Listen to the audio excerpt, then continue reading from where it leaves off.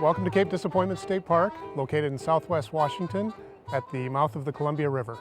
So I feel very fortunate to have the opportunity to work in such a popular destination.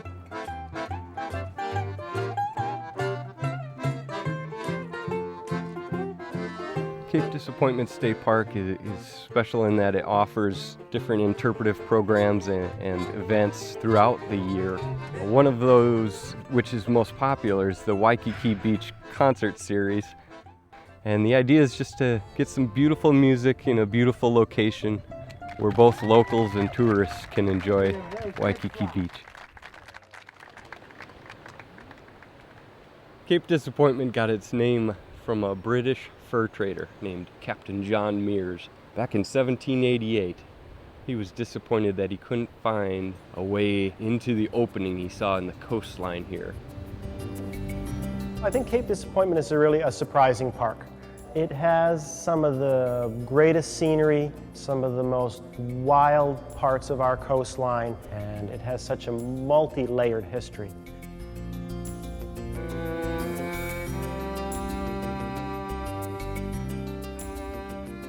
There's concrete all over these hills.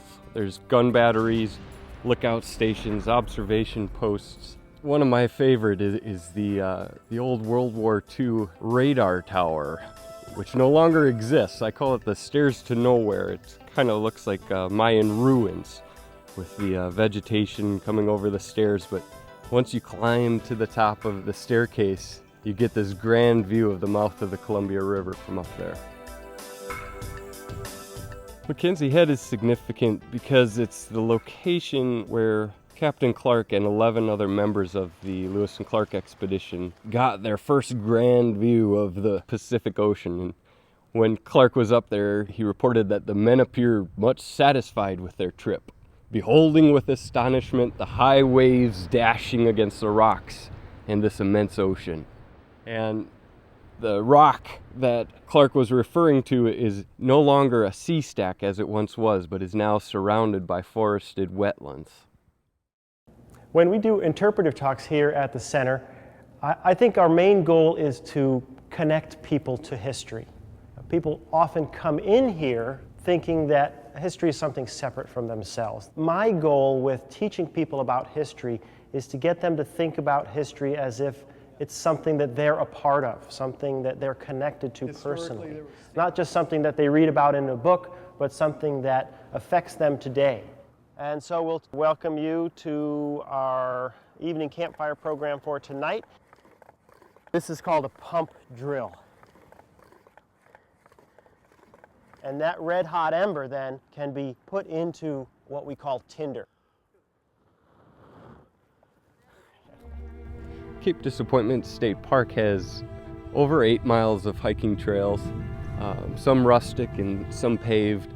The Coastal Forest Loop Trail, it's really a special place because it has some of the oldest Sitka spruce trees in the area, hundreds of years old and 10, 12 feet in diameter, and it's just always an impressive sight to be around. The Graveyard of the Pacific received its name due to the thousands of shipwrecks that have occurred near the mouth of the Columbia River, and this lifeboat is just one of the very few visible shipwrecks that remain. This old boat washed up originally about 4 winters ago. Don't know much about it other than its name, the Shanghai was written on it. It's getting kind of faded now. Very few visitors to the North Head Lighthouse realize that there is a kind of an offshoot trail from that parking area to an area known as Bell's View. And it offers this great view looking north up the Long Beach Peninsula over the prehistoric fishing location known as Fishing Rocks. And it just offers a secluded, private site to enjoy the ocean with, by yourself or with your loved ones. Beard's Hollow is one of my favorite parts in Cape Disappointment State Park. It's right on the north side of North Head. Historically, it was an old sea cove, and back in 1853, there was a ship found on its side in that area, with several bodies surrounding it, including that of Captain Edward Beard. And ever since 1853, it's been known as Beard's Hollow. This bridge is part of the Discovery Trail, which links the city of Long Beach with the city of Ilwaco, and Beard's Hollow is right in the middle of that trail. And so this bridge was constructed by the National Guard in 2004 during the Lewis and Clark bicentennial as part of that trail construction. And it offers a great bird watching location because we're right in the middle of the freshwater wetland here. I'd say Cape Disappointment is unique not only for the richness of its cultural history, but also the variety of its natural environments. We have multiple interpretive panels telling the story of Captain Clark's explorations of Cape Disappointment at McKenzie Head.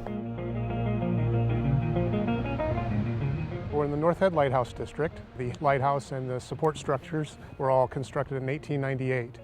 There were 3 lightkeepers at all times. They're now available as the North Head Lighthouse Keepers Vacation Rentals. They're very popular. They're available year-round and can be rented on an overnight basis. Each of them sleeps 6 people. The campground at Cape Disappointment has 240 campsites, and within the campground we also have 14 yurts and 3 cabins. To go from the Pacific Ocean to the dunes, to the cliffside habitat, to the coastal fog forest and the Columbia River estuary, the river itself. There's so many different ecosystems in such a compact space that it's going to result in a really healthy place to see nature, rich in life, both plant and animal. Also just nature, at its finest.